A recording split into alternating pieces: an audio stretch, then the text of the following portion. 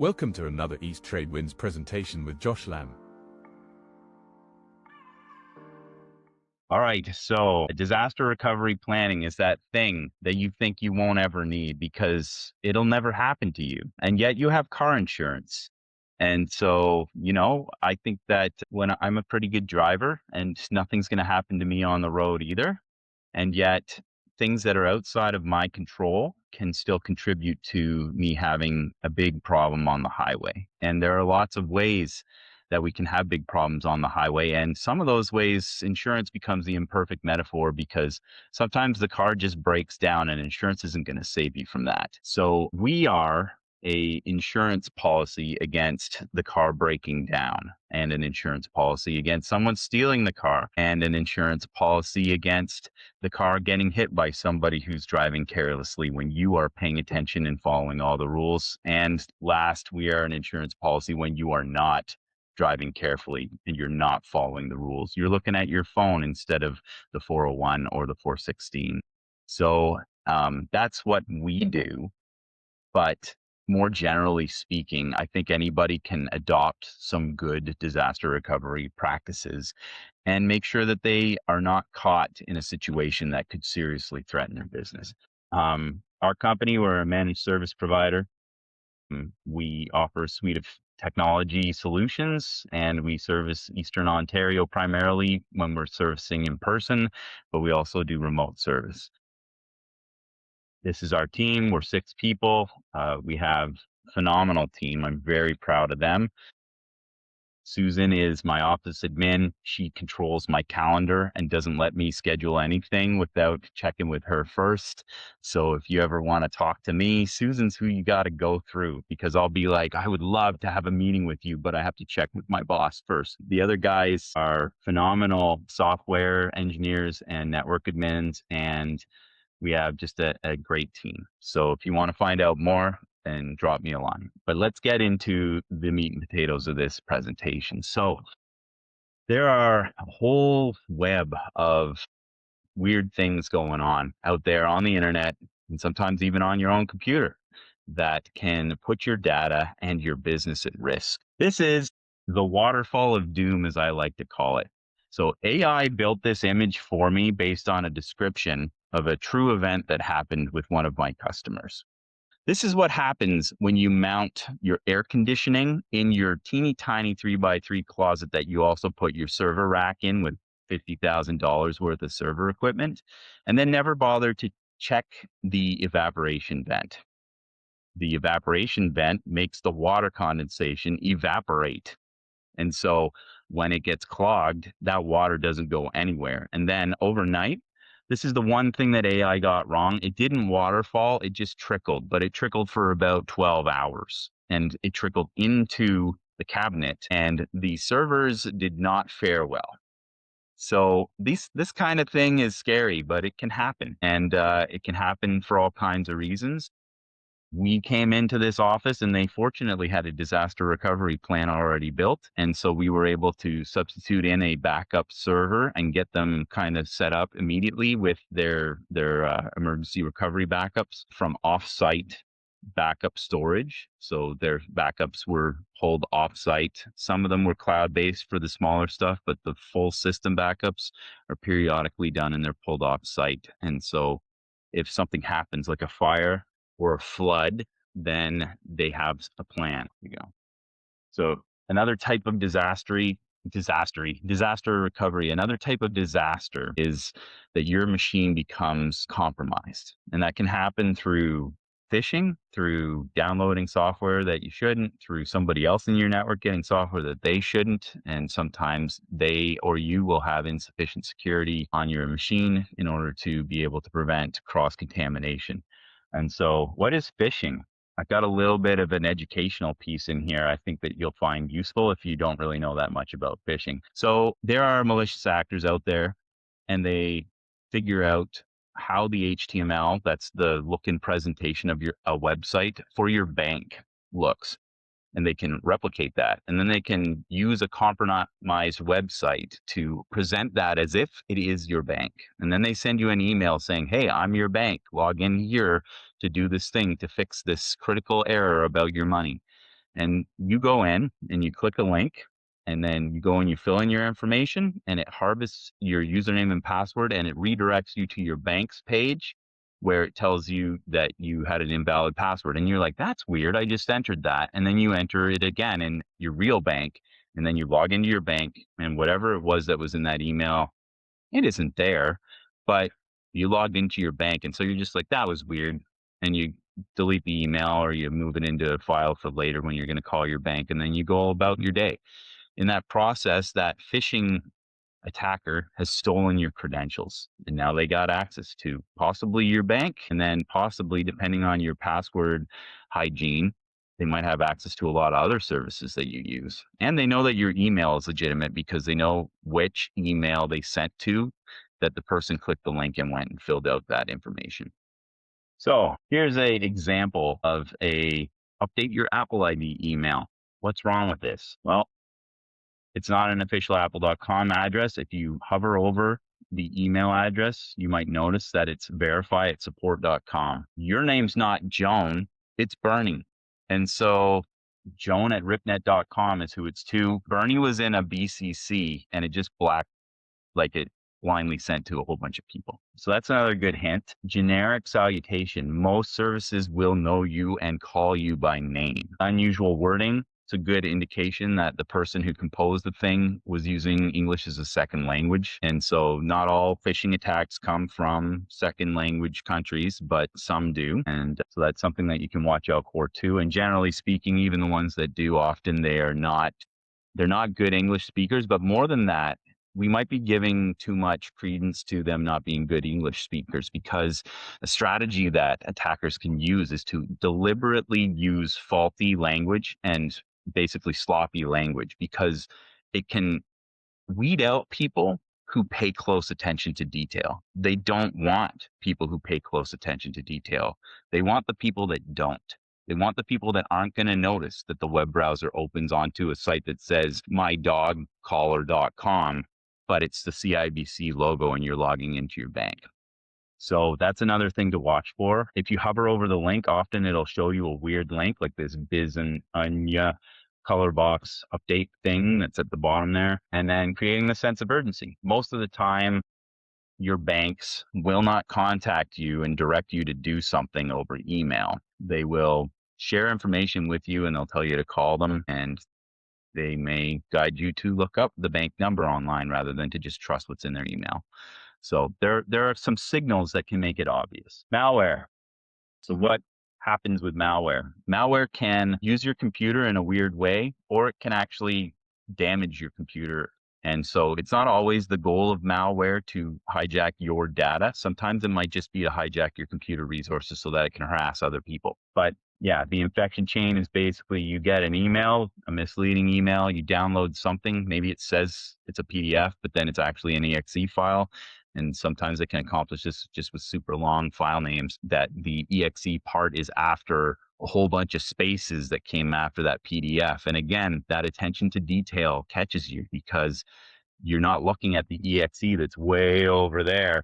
You're looking at the PDF that's right up front, and you open that up, and now you've got malware installed. You open up the malware, and then it downloads other stuff. Sometimes it's just a mini bootstrapper that opens up payload and pulls a whole bunch of stuff in the background. So you don't notice it's happening because it's doing it after you've already downloaded the thing. And then it can damage your files, or it can damage your friends, and that kind of thing happens. So here's another cool stuff. These are the risk factors. And so what can you do to prevent? What can you do to fix it? Well, you want to have a solid firewall. You want to make sure that you're updating. Your firewall might be the router. If you're a small business or if you're a home-based business, it might just be the little Linksys router or even the Bell 2-wire router that they gave you. You got to make sure that the firmware is updated. There are compromises discovered all the time, and they are pushing patches to fix them all the time. But the average person never logs into their router and looks for firmware updates, something that you should probably check on once a year. If you're a bigger business, then your router might be a firewall. You may have firewalls internal to your network as appliances that are plugged in, just like your router would be. Got to make sure those are updated. Got to make sure they're on and configured properly. Got to make sure that you have backups and that they're properly configured and that they're covering the right things. Your passwords and passphrases need to be secure and well planned.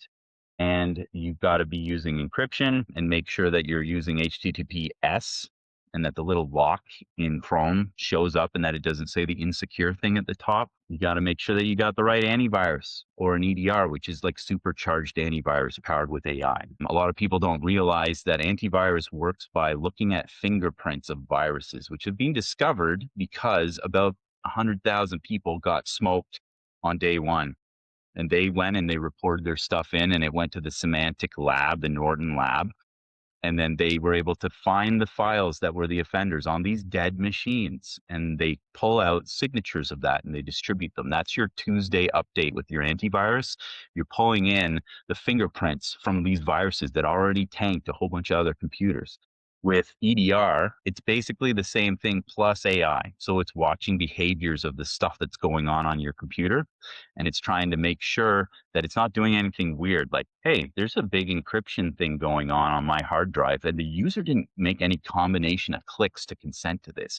Maybe this is something that we should pause, even though I don't have the signature. And then it pops up and it stops it and it asks you if you intended to do this.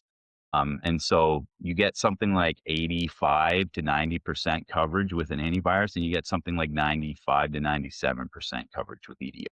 Passwords, do's and don'ts. Do use a unique password for each site. Keep track of the passwords in a password manager. We sell a software called NordPass, which is the same people who made NordVPN. We also sell LastPass. We chose to go towards NordPass after evaluating a bunch of different password providers, and they just have the best track record of security. They're still actively developing their product, and they got great support. So these things they live in your browser. They store your passwords. They protect them with one master password that is two-factor authenticated so that you can use a different and very complex password that's auto-generated. You never have to type it in, but they're different for every site. So no one site getting compromised is going to compromise a different site because it's just random stuff that's protected by your master password. I highly recommend, if you have to deal with more than one password in your life, that you consider looking at a password manager software. Update your password frequently, and your password software manager can help you remember it so that you don't have to worry about the 15 different versions of that the cow jumped over the moon password that you have. Use a password generator that is part of your password manager. Yeah, so this is all kind of talking about that same thing. Make sure that you use mixed case. A lot of providers won't let you do anything else, so you have to have special characters and that kind of stuff. Don't just rely on passwords. Two-factor authentication is possible, and it's easier than ever. You can get an app on your phone, Google Authenticator or Microsoft Authenticator, and you immediately have access to a second-factor authentication. So if your password gets compromised, you've got your phone with the secret key on it that generates a code that changes every 30 seconds, and the attacker still can't get in. If your phone gets stolen and they have that key, hopefully they don't also have your password, and it gives you a lead time to be able to change your passwords without having to worry about an immediate compromise. Don't share your password. Don't write it down on a white piece of paper and put it in the top shelf of that desk that's right at the front of your office, guys. I've seen that so many times, and I still see it. It is terrible because a customer that you're not watching sees a desk that's just a little bit open and they see like a password on the bottom and they just reach in, grab it, and out they go. And you won't know because you never checked that because you've memorized it anyway. So you might know a week later and then you'll have to check the camera to see who did it. Don't do that. Don't use dictionary words. Brute force attacking on passwords usually starts with a dictionary. They'll just randomly pummel authentication server like a bank or your RDP or whatever with 3 million dictionary words. And then they'll append little variations to it with ones and 1, 2, 3s and that kind of stuff. That is not a safe way to keep yourself secure. Don't use the same password for every login. This is where memory becomes a major struggle. And again, solution is password management software. And yeah, don't use easy to guess passwords. Don't use your first name. Don't use your kid's first name. Don't use your dog's first name or even their middle name. One of the most unrealistic things that you see on video or on media where they're talking about people hacking, they're basically just guessing passwords. And they try a bunch of different combinations. And that doesn't work in real life in a secured network. But if it could work on yours, then you should think about changing your password. And yeah, make sure that you have sufficient length with your passwords. And maybe pick a bad password from this list and a good password from this list, touching on backups. And it's kind of the tail end of the presentation. And so it's just, you got to think about your strategy. You got to think about how you're going to get your data back in quickly if something bad happens, and what the bad things are. You could have theft by an employee that's disgruntled. You could have theft by a customer or a competitor that's able to either compromise your network or physically get there. You can have a fire or a disaster. You can have software major failures. You can have viruses and malware. You can have a major disaster in the hardware. The hardware itself could fail, or the building could fail. And so we look at where your critical data is. So maybe you've got a QuickBooks desktop instance in-house. I would move that to QuickBooks Online if I were you, but not everybody can or wants to do that. And so making sure that there is a native QuickBooks internal backup that stores those backups somewhere secure on your network, and then making sure that your systems have a system-wide backup.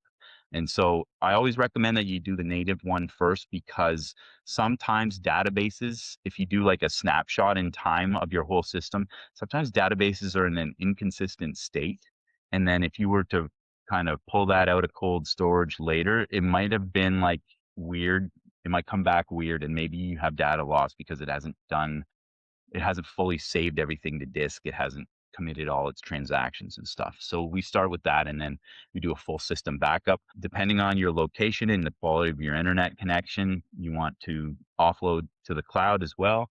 You want to have backups that are not writable by you, which means the backup software is responsible for copying everything and sending it up to a server that writes it into a volume that cannot be accessed by you or anybody else in your network. And that stuff is inert once it's written. It cannot be interacted with unless you're going to do a restore. It can't be overwritten.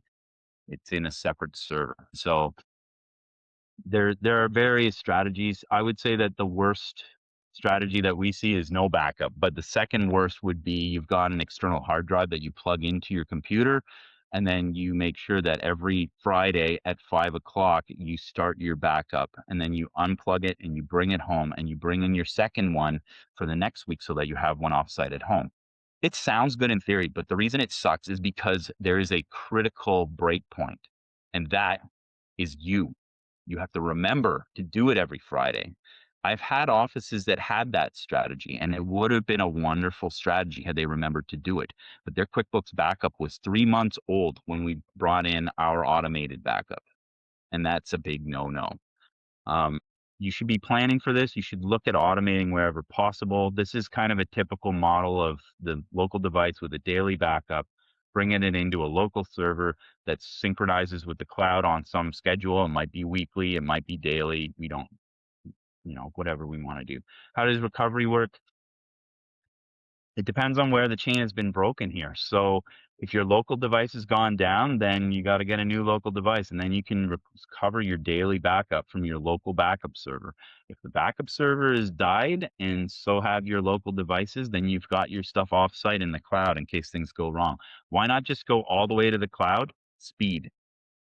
So you can just go to the cloud, but if you're talking about terabytes of data or even hundreds of gigs of data, you have a real recovery delay that is just downloading your files again. And so you can change something that takes 4 hours, including the picking up the new computer, setting it up, installing Windows or reinstalling Windows, and then recovery from the local server. You can be back in business in 4 hours with a local, and that same recovery might take you 24 hours going from the cloud. And so that's one of the main reasons. And so that becomes a decision of cost versus benefit. Cost benefit analysis, you can decide if you can tolerate being offline for 24 hours and would prefer to move to the cloud. And you also might be able to look at it and say, I don't have as much data. And so this is really a consideration that becomes important when you're scaling and you've got like 10 employees. You have years and years of history and email and files locally, and you need to make sure that you're strategizing to get back in business, because a morning off work costs you 5 figures, 6 figures kind of thing. So that's the cost benefit analysis that has to be done. So is thank you for listening to me talk about tech. We thank you for watching. We meet every Tuesday between 8 and 9 a.m. Eastern. There is no cost and an option to become a speaker too. Find East Trade Wins on LinkedIn.